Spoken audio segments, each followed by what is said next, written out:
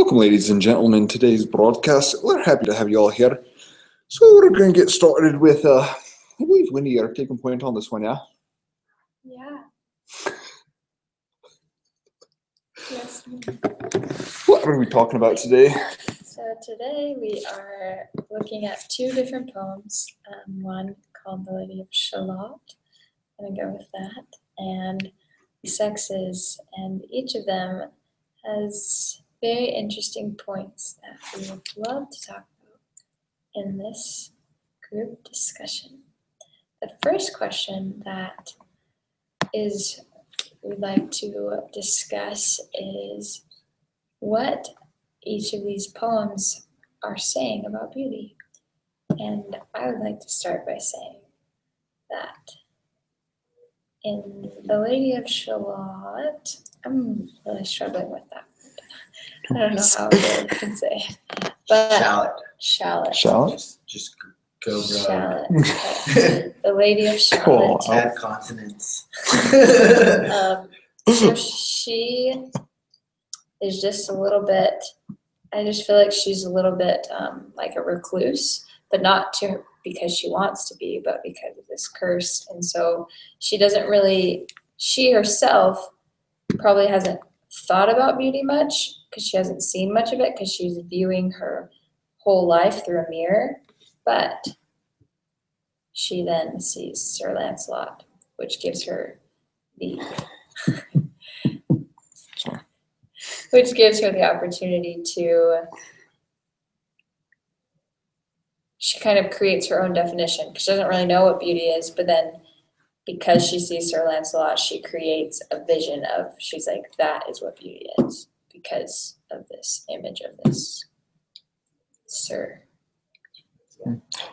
When I personally thought of The Knight's Tale when I read about Sir Lancelot in the poem, totally thought about, what's the actor's name?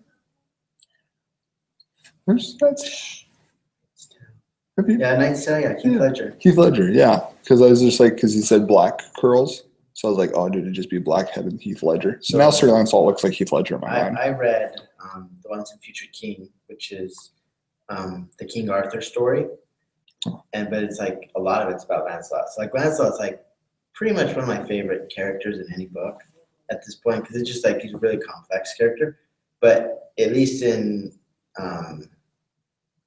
T.H. White, so he's the one who wrote it, at least in his version of the story, Lancelot is ugly. But everybody likes him because he tries to be the perfect knight. So he's trying to be that, but then he's got like these deep insecurities because he has like his sin, and it just like he tries to be perfect, but there's that thing in the back where he's hooking up with King Arthur's wife, Guinevere, and that drives him insane because he's not perfect because of that. But what makes him beautiful to everybody else is his actions, because he goes out and he saves people and he just tries to be perfect. And so when I saw Lancelot kind of pop up in the story, maybe she saw through, like if it's the same version, maybe she saw through and just saw him as a beautiful person because he was the perfect knight, right? Been trying to be the perfect knight. And that might have been what made him different, made her turn around and decide to leave her little cave castle thing. That one, what it makes me think about with beauty is because as you brought that up, if Lancelot was in fact not an attractive man, but for her he was, makes you think how beauty, I feel, is very much a situational thing. We always hear that in the eyes of beauty is in the eyes of the beholder. And so for this woman, she was confined to a shack her whole life, but then you see a well-dressed or decorated knight take a break, and just with his shining armor, maybe has like a colorful shawl over him with his sword, maybe has some like rubies or gems studded into the hilt of the sword, and he has his chaps on, and then with in one of the stanzas it talks about a studded saddle on one of the horses. So if the horse too is just decked out in the colors of the kingdom, I mean, I would imagine that would be a very attractive sight, because that's a sight of not only strength and honor and courage, but then well dressed in colors would be very beautiful. And from a distance, as he took off his helmet, if he did, to take a break by the river, that would just be a very captivating, beautiful image to behold. And so maybe he was beautiful, maybe he wasn't, but for her, it was such a situational thing because she actually turned around to behold what she thought was something of beauty.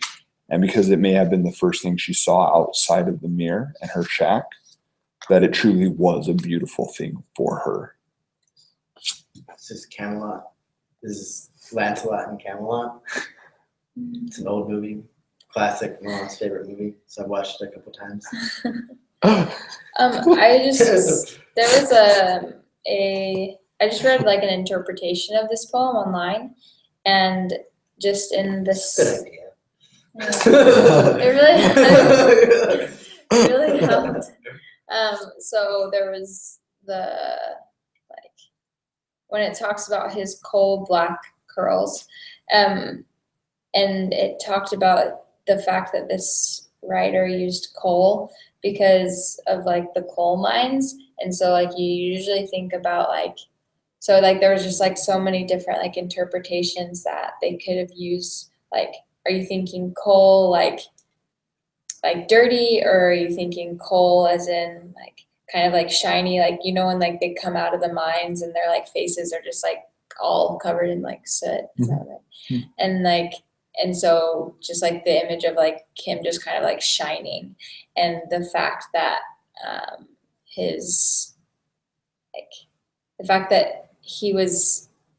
he didn't seem to have like been like a soldier that had just come back from war, kind of like rugged. He kind of seemed like he was like kind of just like a pleasure ride, like kind of like look at me type thing. Like he like kind of just rode, I feel, with like a confidence about him.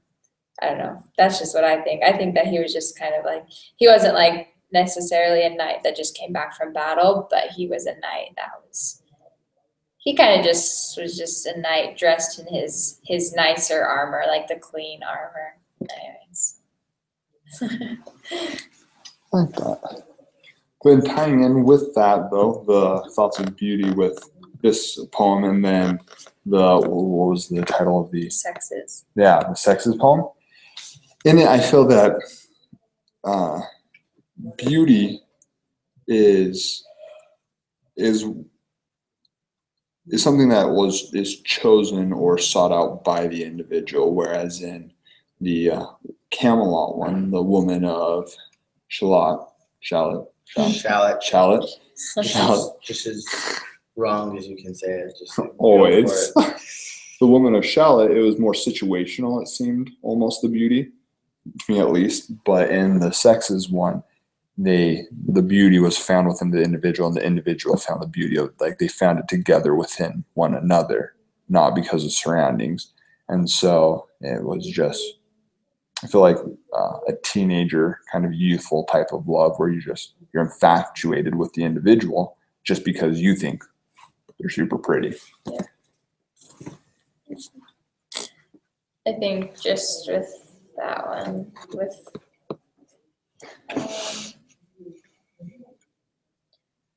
this is just the thing that you were talking about earlier. What's the other question, Shirley? We have these combination of these three in this one as well. One of the things, I don't know if it's a question prompt, but Lancelot looks at her, and she'd always just been observing everybody else, and kind of just at the end, he's like, "Oh, what a pretty face." So it's just kind of like, maybe she was pretty, but because she was locked up, nobody knew that. So maybe that's just like what was going on at the time, like that she couldn't be part of it. She was like removed from it. I don't know where I'm going with this thought, actually. No,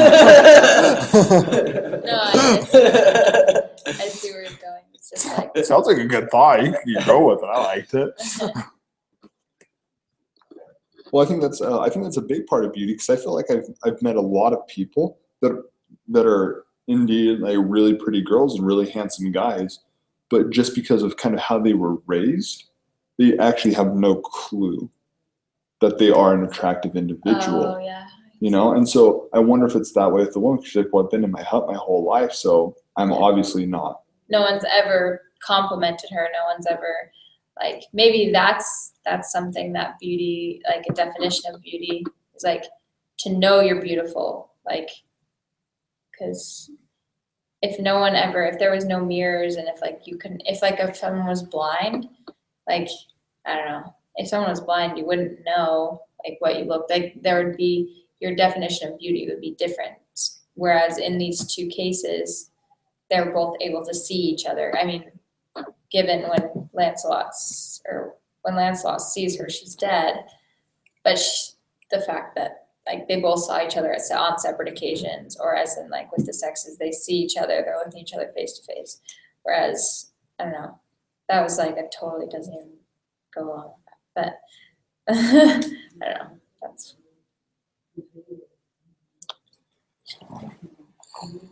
So one of our other prompts on here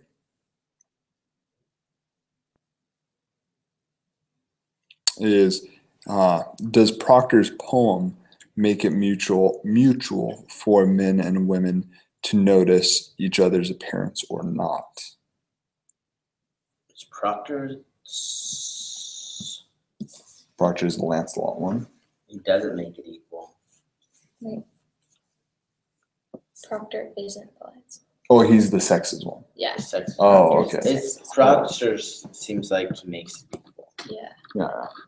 No, I feel it is Mutual very attraction.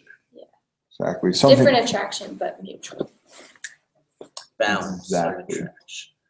Yeah, no, I like how when you just said that, the different but mutual. It's the second stanza where we read, never can the man divest her of that wondrous charm of sex, the man's interest in the woman. But then the last part of that paragraph or stanza is, ever must she, dreaming of him, the same mystic charm annex.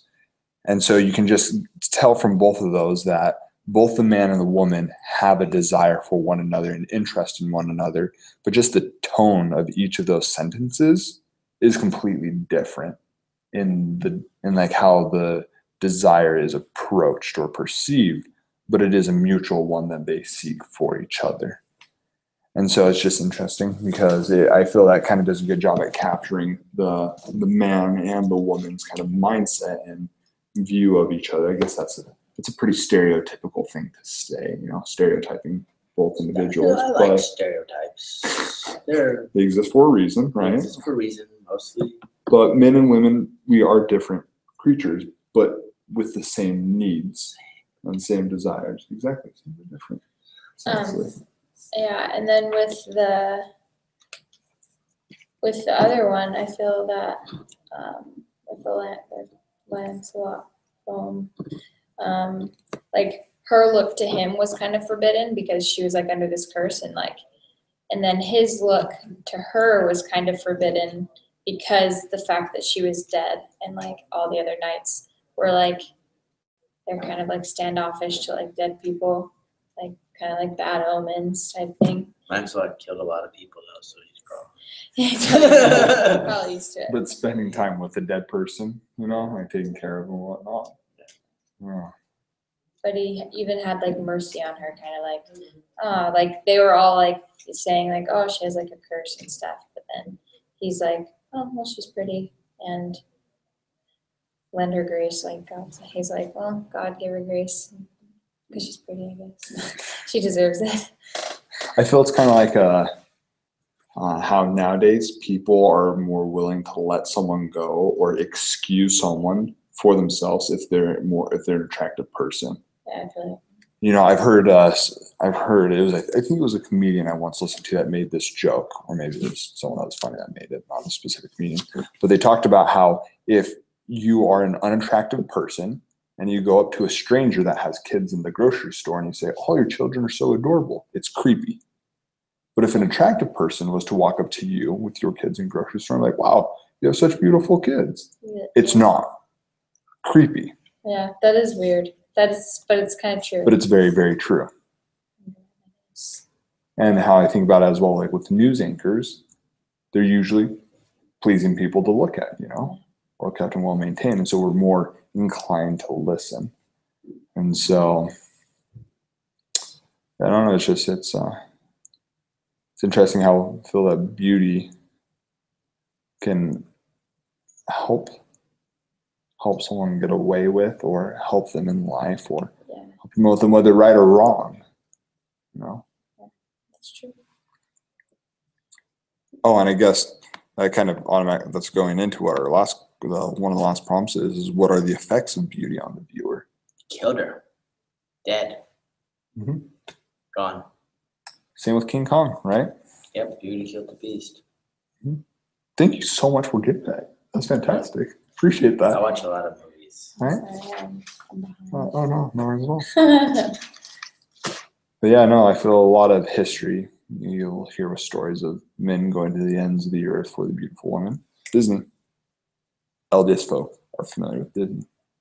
Always a beautiful damsel in distress, or at least beautiful damsel in the stowed away for whatever reason. Yeah. Has to go save them. Ooh, that would be a fascinating discussion about beauty and tying it into Shrek in all seriousness, because it mocks that, It's true. right? Because she turns ugly. Mhm. What ugly? Wow, it's like that's what. But that's what they find beautiful. Yeah. But Shrek would never take off his helmet because he thought he was ugly and disdainful. And she had to play along with it because she was a beautiful human. But then once they find out about her secret, they're both find each other attractive openly as well. That'd be a fascinating story, something to write about actually, along with what. But effects of beauty. Any thoughts about effects of beauty on the viewer?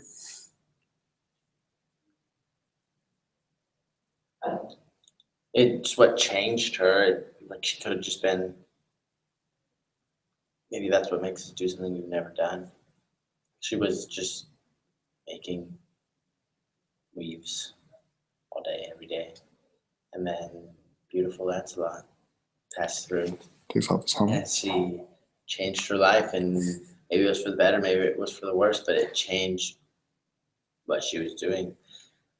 It gave her purpose in life, whereas before. She just weaved.